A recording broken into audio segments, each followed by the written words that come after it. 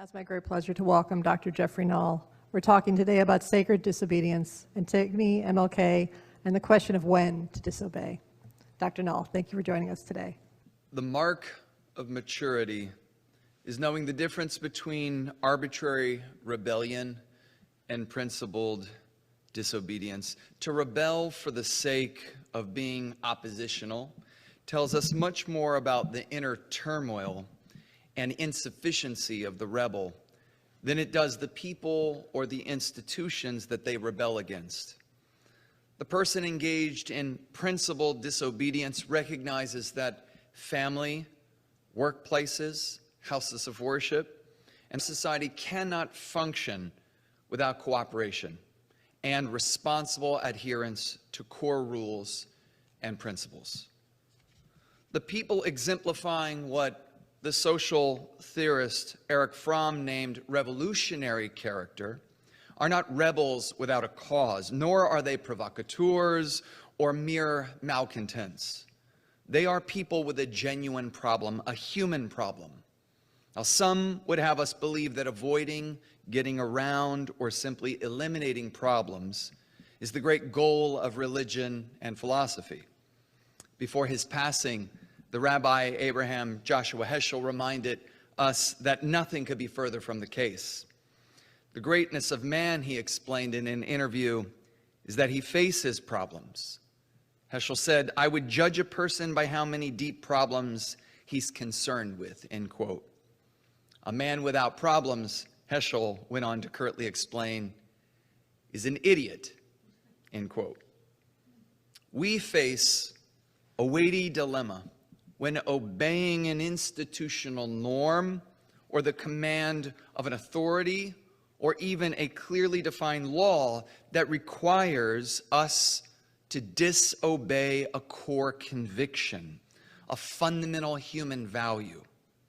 And when, on the other hand, obeying our conviction means disobeying the norm, disobeying the authority, disobeying the law, which in turn, of course, may not only disrupt and inconvenience the wider social group, which isn't good per se, but it can also generate enormously detrimental personal repercussions for us. And this is the kind of problem that Heschel had in mind when he said that problems were part of being human. Now, to clearly establish the context in which I am now speaking about sacred disobedience, let us consider that the Trump administration is following in the footsteps of the Biden administration and actively supporting an Israeli military campaign in Gaza that has been deemed a genocide by Amnesty International, Human Rights Watch, Forensic Architecture, Dawn, B'Tselem, Physicians for Human Rights, and the Special Rapporteur on the Situation of Human Rights in the Occupied Territories, and most recently, the International Association of Genocide Scholars. It is no longer a matter of debate. So far, the Israeli military has killed 64,000 Palestinians that we know of. This figure does not include the indirect deaths, which we always know are the greatest portion of deaths resulting from military interventions. People are struggling to get access to toilets. Can you imagine?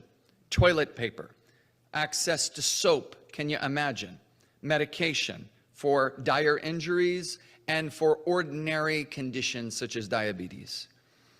Meanwhile, Florida Congressman Randy Fine, not long ago, after hearing reports of children and adults and elderly people starving to death before our eyes, posted to X, "Release the hostages, until then, starve away." Now, within the U.S. borders, President Donald Trump has explicitly identified with autocracy. He has endorsed imperialism. He has directed the arrest of nonviolent activists, and he has forcefully disappeared and deported countless students, friends, family members, and fellow human beings from our communities. In July, District Judge Frimpong found, quote, "a mountain of evidence that federal law enforcement agents had violated the law, namely the constitutional right to freedom from unlawful search and seizure. The judge declared that federal agents may not make arrests based on a person's language, their accent, their occupation, or generic location. But as we know from news reports, these kinds of arrests continue to be made. In March, the administration deported hundreds of men to the notorious Sikot prison in El Salvador on spurious grounds that their mass-produced urban attire, their generic tattoos of things like crowns, were evidence of gang affiliation.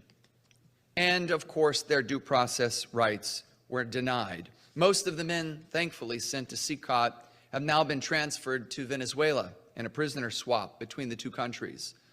Yet we have learned that Andre Hernandez Romero, whom the Trump administration sent to Sikot, said that when he was sent there, he was sexually assaulted. Prison guards forced him, a gay man who had sought asylum in our country, to kneel and to perform oral sex on one person while the others groped and touched him. We don't need to wait for the Epstein files to be released to learn of the president's implication in sex crimes. Andre Hernandez Romero is a victim of precisely such a sex crime as a result of being sent to a place where those sorts of crimes could have been predicted to occur. The president's abuse of power has extended to the deployment, as you know, of the National Guard, soldiers in American cities, Los Angeles, Washington, D.C. Just a few days ago, actually, U.S. District Judge Charles Breyer ruled that the president had violated the Posse Comitatus Act, which prohibits the use of military force to enforce civilian law in the United States, when he deployed soldiers to do just that in Los Angeles. The judge's ruling ordered the government to stop using soldiers from, quote, engaging in arrests, apprehensions, searches, seizures, security patrols, traffic control, crowd control, riot control, evidence collection, interrogation, or acting as informants, because all of those acts are indeed civil law enforcement duties which cannot be carried out by soldiers, even though they are presently doing just that. Meanwhile, of course, the president says that he intends to deploy more soldiers into more cities such as Chicago. Meanwhile, academic freedom is being trampled upon by the federal government, as seen with the Trump administration's withholding of funds to institutions like Harvard, and state governments, of course, like Florida, where, according to the American Association of University Professors, academic freedom, tenure, and shared governance in Florida's public colleges and universities currently face what they say is a political and ideologically driven assault that is, in their words, unparalleled in U.S. history. These aren't just big social problems, though. These are also big individual problems. Will the immigration officer obey the order to racially profile and then arrest people without probable cause? Will members of the National Guard obey unconstitutional orders to perform civilian policing functions? Will educators permit politicians to dictate college curriculum in the classroom? Will we, ordinary citizens, go about our ordinary personal and working lives? Will we be unbothered even as our neighbors' lives are torn apart and our taxpayer dollars are spent to conduct a 21st century genocide that future generations will pore over in great detail and wonder how we went about our business amidst such unspeakable crimes? In this fraught moment, we are called more than ever to ask, what is worthy of our obedience and what is worthy of our disobedience? What are the laws and when do they accord with the higher laws of not only the Constitution, but also those of elemental human reason, those of conscience, which needs no text, needs no constitution, nor sacred scripture to discern? If not, do we obey unjust laws at the expense of core values, of our own moral integrity, and therefore, of course, our souls? Is our obedience a mere cloak for cowardice, bitterness, faithlessness, a disregard of our brothers and sisters? In times of ascendant authoritarianism and the exaltation of force and militarism as though they were deities worthy of worship, the humanities offers us a storehouse of moral and spiritual sustenance. In his illuminating 1963 essay, Disobedience as a Psychological and Moral Problem, Erich Fromm reminds us that according to Hebrew and Greek myth, human freedom is the result of disobedience. It is by eating from the tree of knowledge that humanity was given the gift of conscious thought and responsibilities, both of which are preconditions for freedom. Yes, their transgression, Adam and Eve's transgression, resulted in a curse. But what is this curse?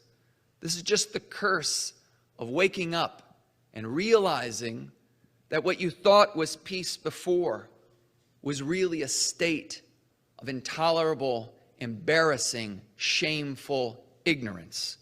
The boon of enlightenment, of self-awareness, of agency, of integrity, comes with inevitable difficulties. What Heschel says is they're problems.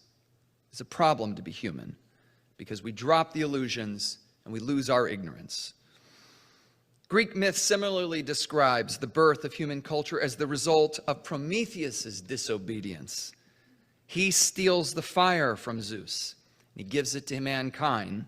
Womankind hasn't been invented because, the Greeks are profoundly misogynistic, and in fact, women are a result of a punishment for Prometheus giving mankind fire. Prometheus, in quote, according to Fromm, in stealing the fire from the gods, lays the foundation for the evolution of man. That fire gives us medicine. That fire gives us technology. That fire gives us art. That fire that Prometheus steals from the gods, that fire is culture. And according to Fromm, Prometheus, like Adam and Eve, is punished, of course, for his disobedience. But he does not repent and he does not ask for forgiveness. On the contrary, he proudly says, "I would rather be chained to this rock than be the obedient servant of the gods," end quote.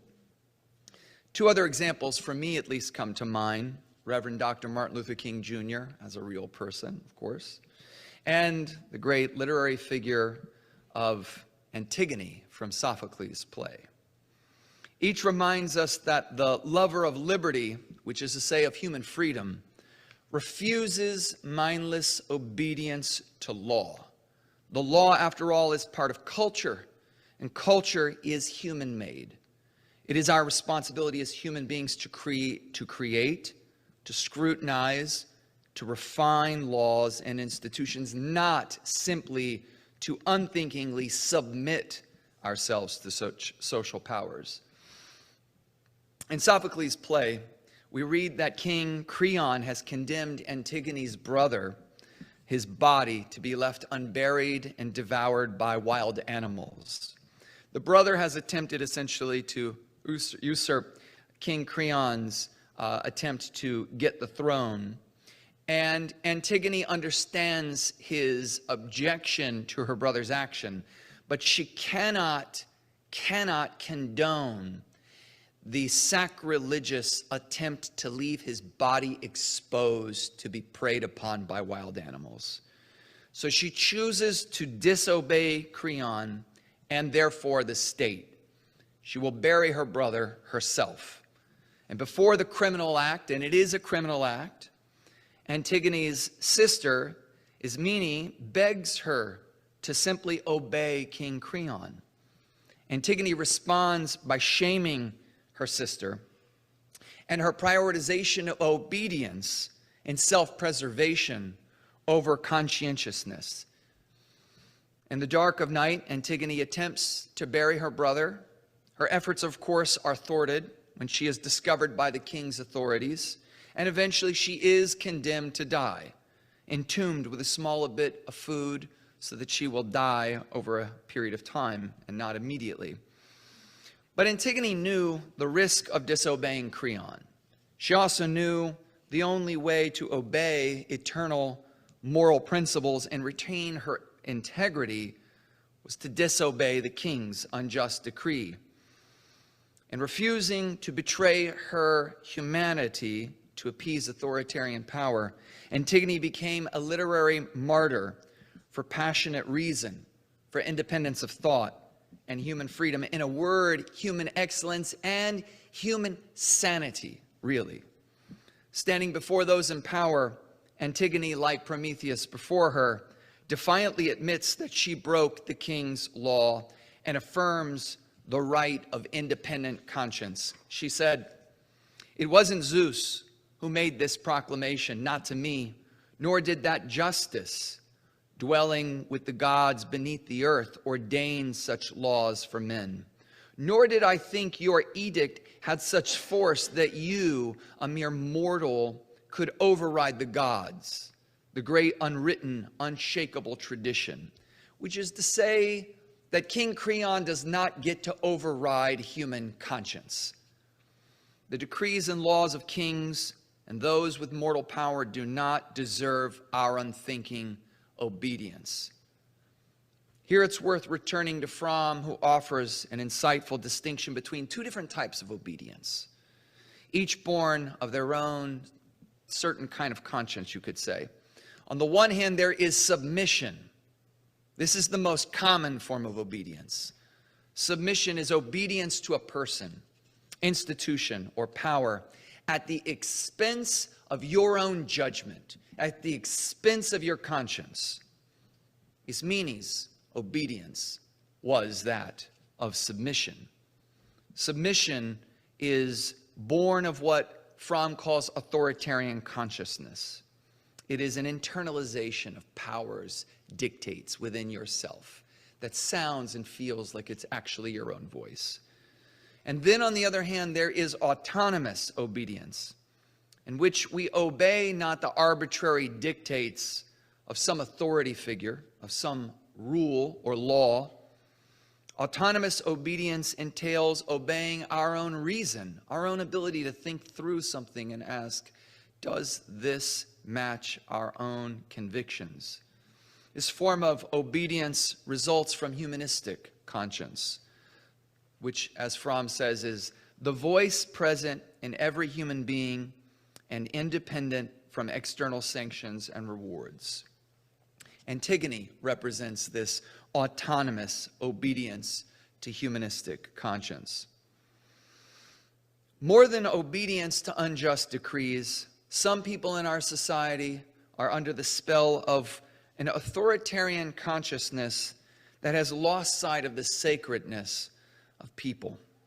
What else can be said of those who are more moved by the damage that is done to things, to objects, than the tearing apart of mothers and children, husbands from wives, people from their communities? Think of the uproar about the protests in Los Angeles over the National Guard. Think of the concern for the vehicles, the autonomous driving vehicles that were set on fire, that merited the spending of millions of dollars of taxpayer dollars to prevent property destruction. And the absence of a genuine moral outrage in the centers of power, at least, over the destruction of families. Is it not sacrilegious? Is it not some kind of a sin against the love of life to bestow greater concern upon things wrought by what? Human hands over the human beings who wrought those objects themselves? What an absurdity. The exaltation of things over human beings exemplified what the ancient Hebrews used to call idolatry, what philosophers have variously called alienation.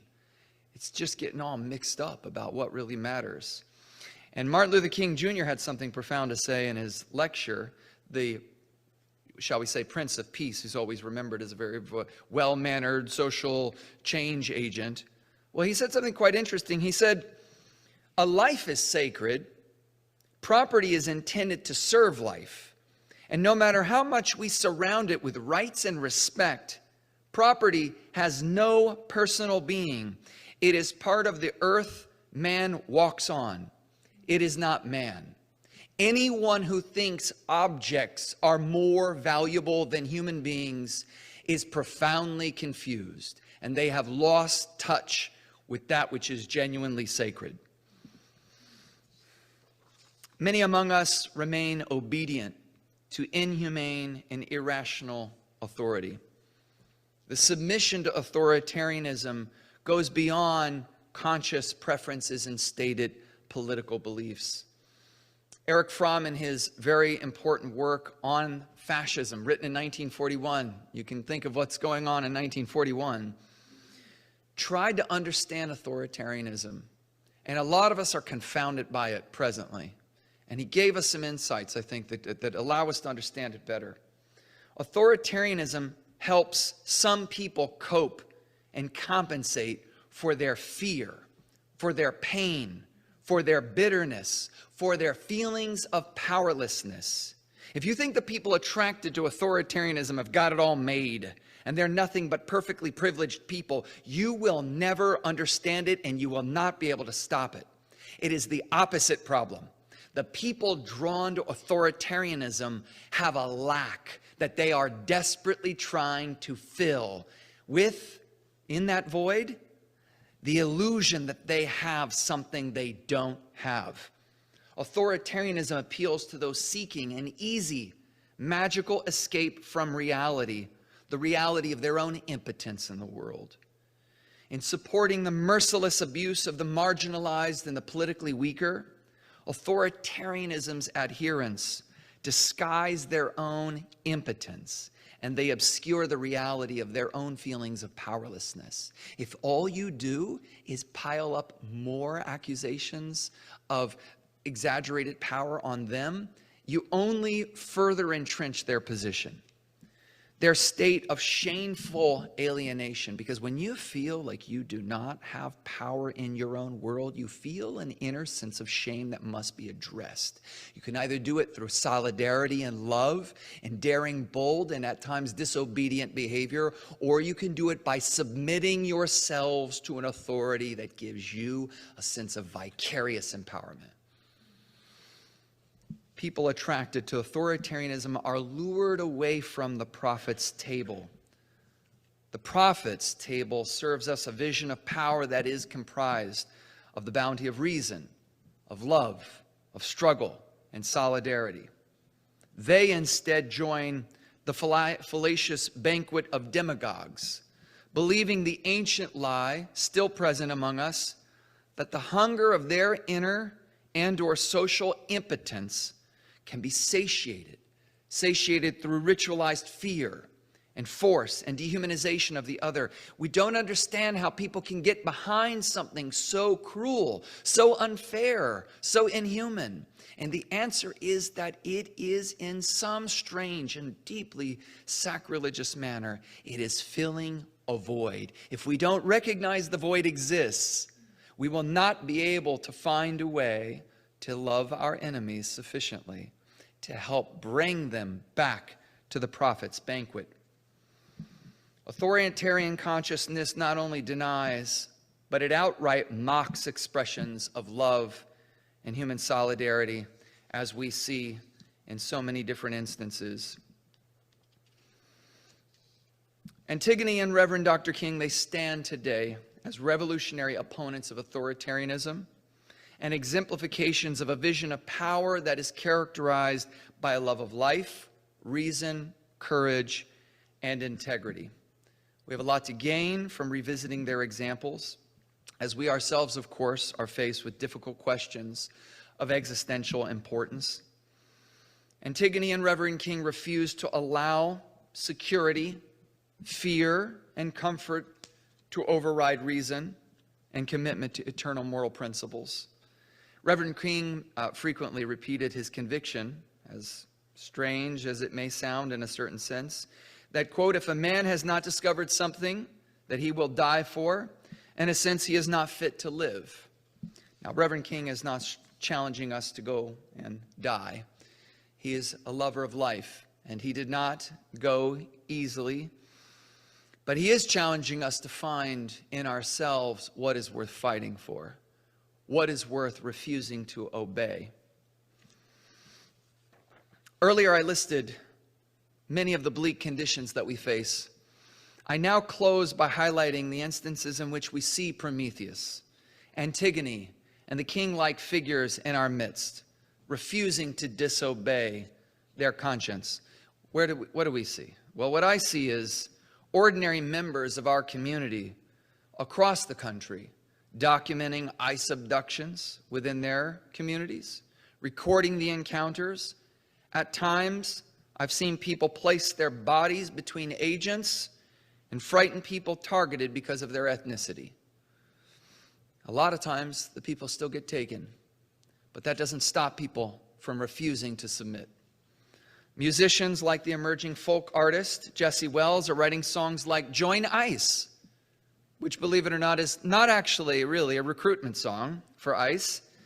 Instead, what he does is highlight the racist and the classist dimensions of the Trump administration's policy of abducting immigrants. He sings, "We can sneak around town, hunting working folks down.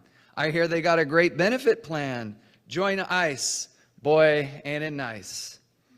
We see ordinary people turning out to protests, like the most recent one, and before that, the No Kings protests, embracing their First Amendment rights and the duty, not just the privilege, but the duty to give voice to their outrage and their longings for justice.